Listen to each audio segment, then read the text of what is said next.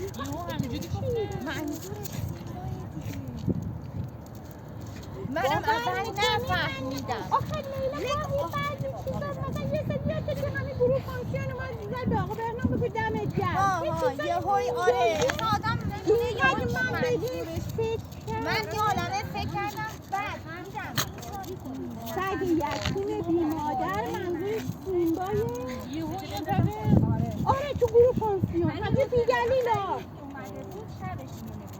آره چرا من که پایین خوندم اینقدر الی خب منم اولش نفهمیدم یه عالمه فکر کردم الی مغزم پکید که بفهمم این یعنی چی.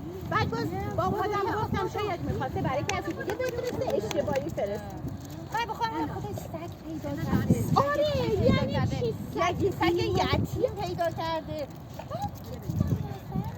آره فهمیدم منظورش خیلی خنده دار بود. ولی اصلا برام عجیب بود.